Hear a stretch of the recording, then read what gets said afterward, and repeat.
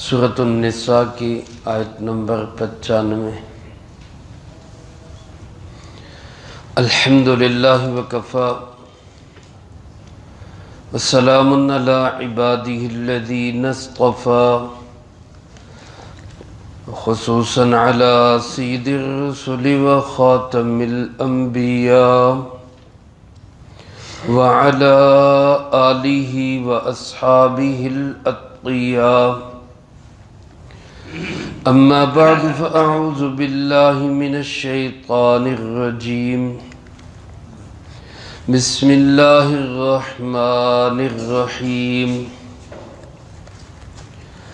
لا يستوي القاعدون من المؤمنين غير أولي الضرر والمجاهدون في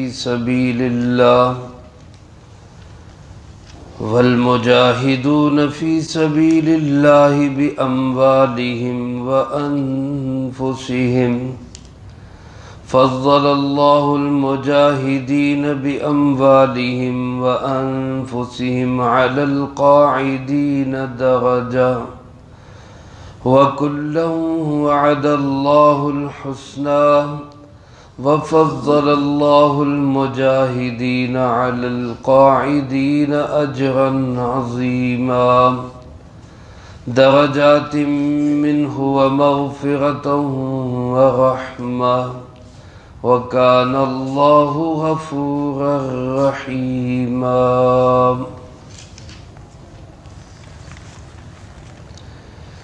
لا يستوي القاعدون من المؤمنین، برابر نہیں ہو سکتے وہ لوگ جو ایمان والوں میں سے گھروں میں بیٹھے ہیں، غیر اولی الضرر، بغیر کسی عذر کے، والمجاہدون فی سبیل اللہ، اور وہ لوگ جو اللہ کے راستے میں جہاد کرتے ہیں، باموالہم وانفسہم، اپنے مال کے ساتھ اور اپنی جان کے ساتھ۔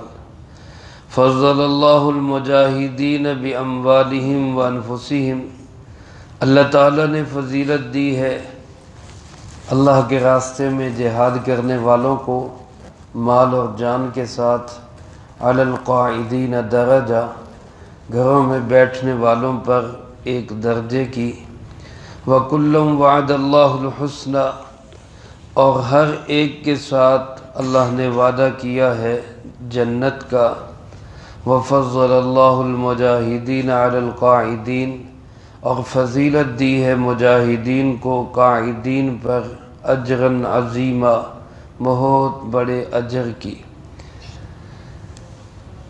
درجات منہ ومغفرۃ ورحمہ، یہ درجات ہیں اللہ کی طرف سے اور بخشش ہے، رحمت ہے۔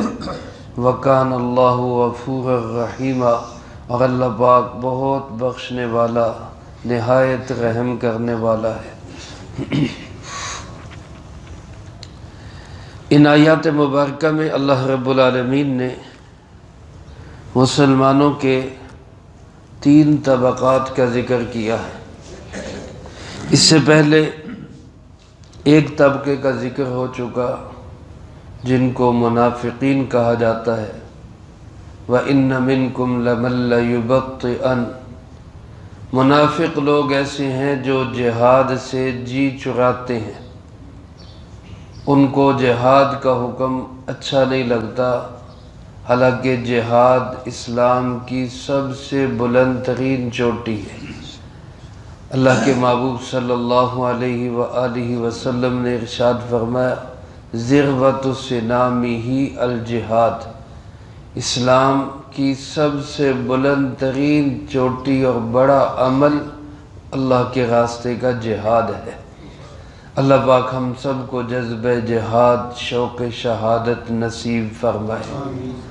تو منافق ہوتا ہے وہ انسان جو جہاد سے کنی کتراتا ہے، جہاد سے جی چراتا ہے، جہاد کا حکم جس کو اچھا نہیں لگتا۔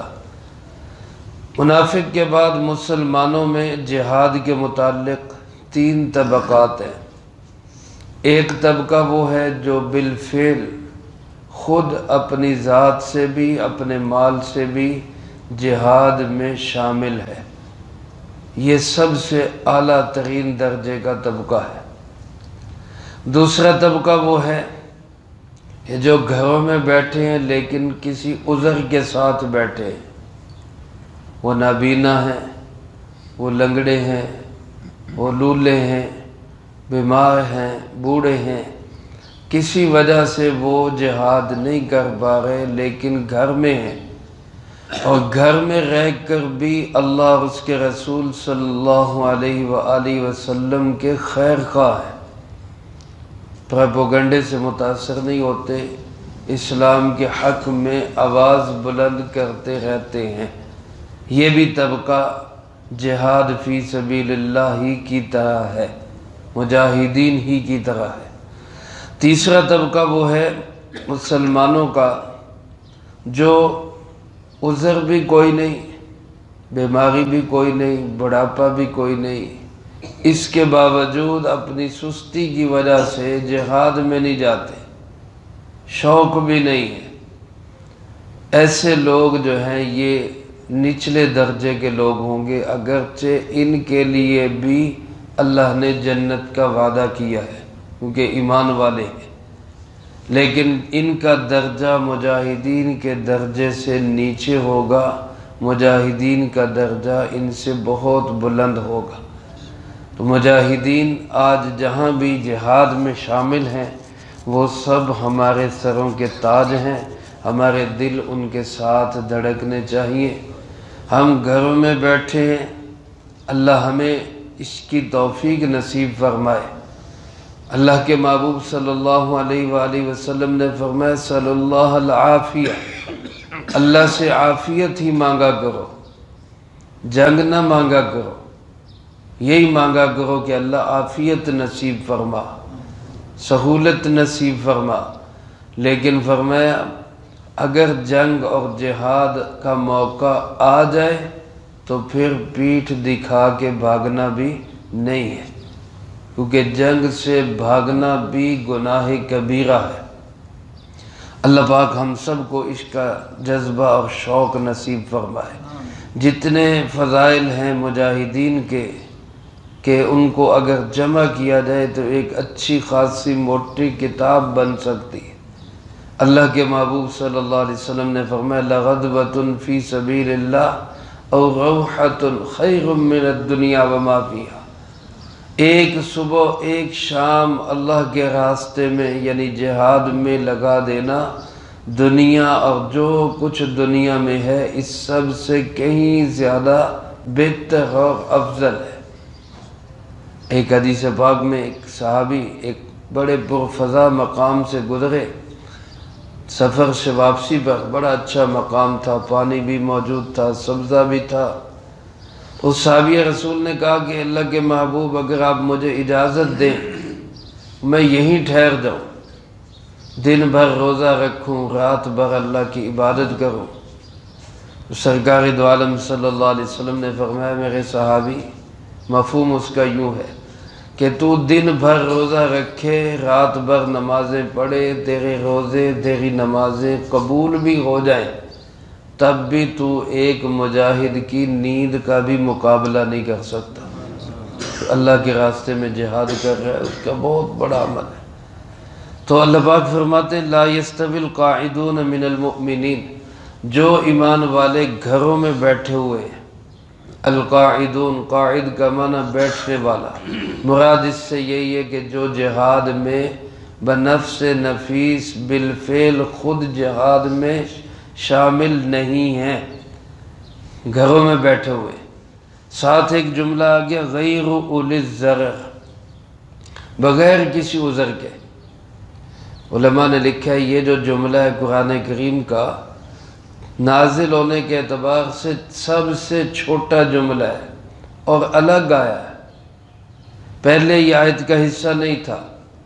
پہلے آیت اتنی تھی کہ گھروں میں بیٹھنے والے اور اللہ کے راستے میں جہاد کرنے والے یہ دونوں برابر نہیں ہو سکتے۔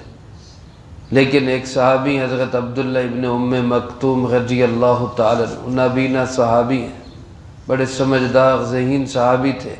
اللہ کے محبوب صلی اللہ علیہ وسلم بعض اوقات سفر میں جاتے تو ان کو اپنا نائب مدینہ منورہ میں مقرر کر کے جایا کرتے. تو انہوں نے اللہ کے محبوب صلی اللہ علیہ وسلم کے سامنے یہ بات رکھی کہ میں تو نابینا ہوں، نظر نہیں آتا، جہاد میں جا نہیں سکتا، اور اللہ پاک فرما رہے ہیں کہ جو جہاد کرنے والا ہے اور جو گھر میں بیٹھا ہے وہ برابر نہیں ہے، تو میں تو پیچھے رہ گیا. نابینا ہو کر دل میں ایسا شوق، ایسا ولولہ، ایسا جذبہ کہ میں بھی کہیں ان سے آگے نکلوں.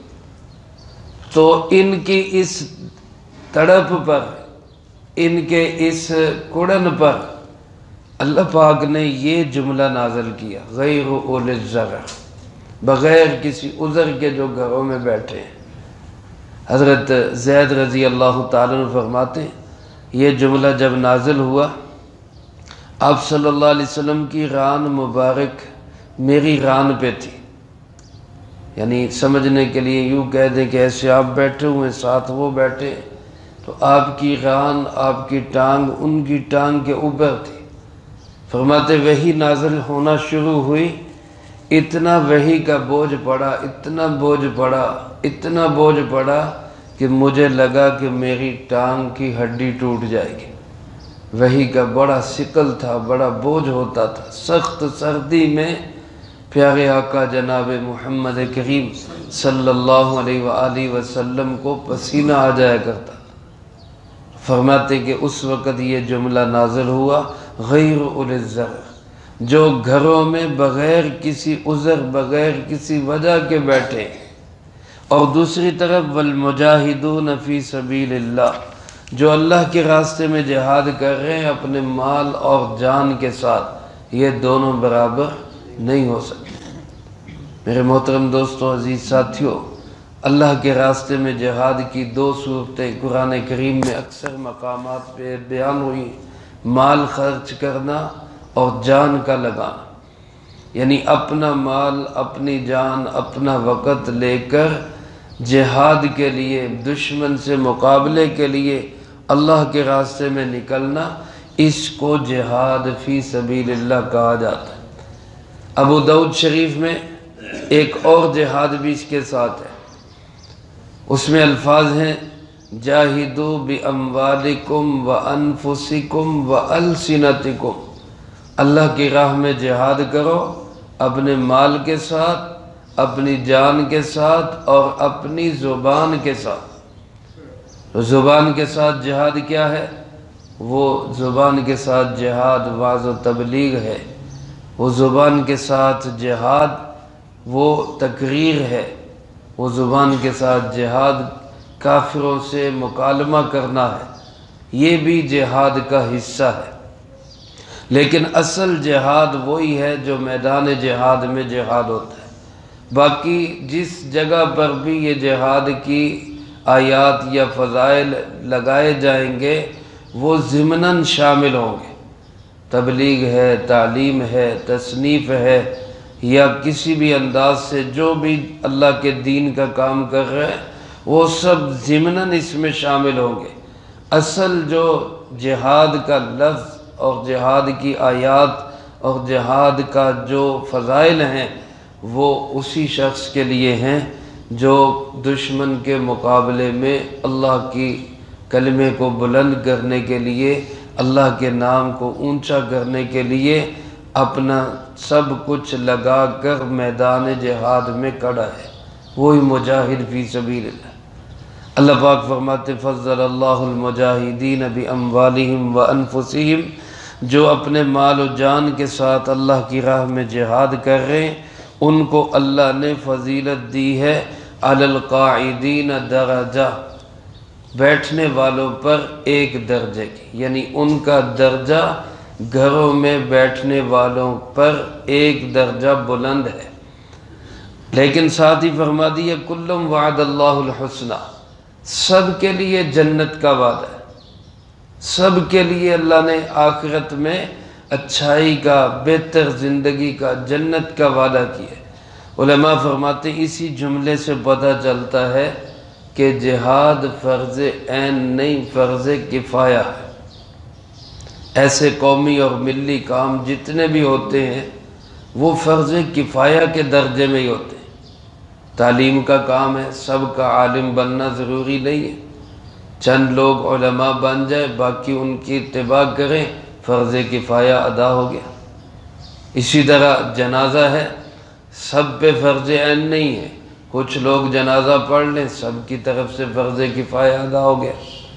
اسی طرح تبلیغ ہے، سب پہ فرض عین نہیں ہے کہ کوئی گھروں میں بیٹھے ہی نہ، کچھ لوگ اس فرض کو ادا کر لے، فرض کفایہ ادا ہو جاتا ہے۔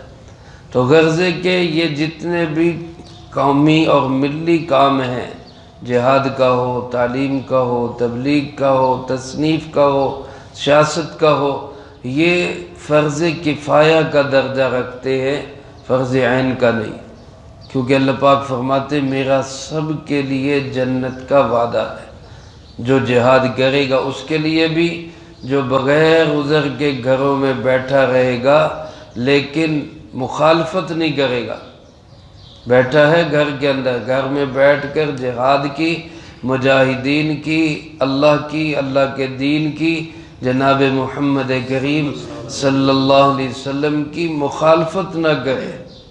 حدیث پاک میں الفاظ آتے ہیں اذا نصحوا للہ ورسولہ، یہ گھروں میں بیٹھنے والے جب اللہ اور اس کے رسول کے خیر خواہ بن کے رہے صلی اللہ علیہ وسلم۔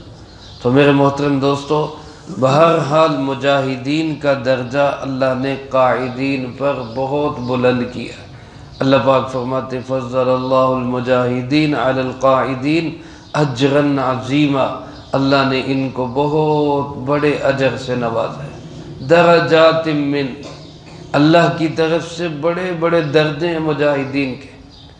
حدیث پاک میں رسول اللہ صلی اللہ علیہ وآلہ وسلم نے ارشاد فرمایا، جس کا مفہوم یوں ہے کہ جنت کے 100 درجے ہیں، جنت کے 100 درجے ہیں، فرمایا سب سے اعلیٰ درجہ جو ہے اللہ کے راستے میں جہاد کرنے والوں کے لیے ہے، اللہ پاک کے راستے میں اپنی جان قربان کرنے والوں کے لیے ہے۔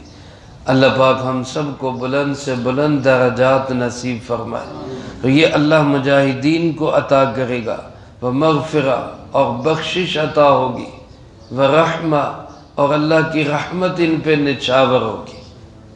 شہید کو کہتے ہیں کوئی گولی لگے، کوئی تلوار لگے، زخم لگے، اس کے خون کا قطرہ زمین پہ بعد میں گرتا ہے، اللہ کے ہاں اس کا مقام پہلے بلند ہو جاتا ہے، اللہ پاک اس کے گناہوں کی معافی کا اعلان فرما دیتے ہیں۔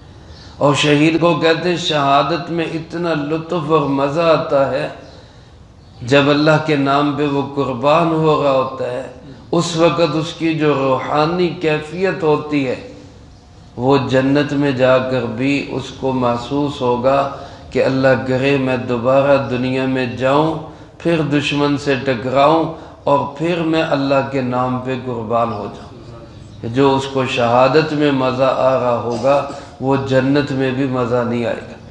اللہ ہم سب کو یہ ذوق شہادت نصیب فرمائے۔ اللہ پاک فرماتے وَكَانَ اللَّهُ غَفُورًا رَحِيمًا، کمی کوتاہی ہر کسی میں ہو سکتی ہے، اللہ بہت بخشنے والا اور نہایت ہی رحم کرنے والا ہے۔ اللہ مجھے آپ کو سب کو جہاد کی شوق بھی نصیب فرمائے، جذبہ جہاد بھی نصیب فرمائے، اپنے راستے کی شہادت کی موت بھی نصیب فرمائے۔ اللہم انت السلام ومنک السلام، تبارکت ربنا وتعالیت یا ذا الجلال والاکرام۔ اللہم اعنا علی ذکرک وشکرک وحسن عبادتک۔ اللہم احسن عاقبتنا فی الامور کلها واجرنا من خزی الدنیا وعذاب الآخرہ۔ اللہم واقیتا کواقیت الولید، اللہم استر عوراتنا وآمن رواتنا۔ اللہم انا نجعلک فی نحورہم ونعوذ بک من شرورہم۔ اللہم اکفنا بحلالک عن حرامک وأغننا بفضلك عمن سواك۔ اللهم اكفنا كل مهم من حيث شئت ومن أين شئت۔ رب اغفر وارحم وأنت خير الراحمين۔ رب ارحمهما كما ربياني صغيرا، رب ارحمهما كما ربياني صغيرا۔ رب ارحمهما كما ربياني صغيرا اللهم ربنا هب لنا من أزواجنا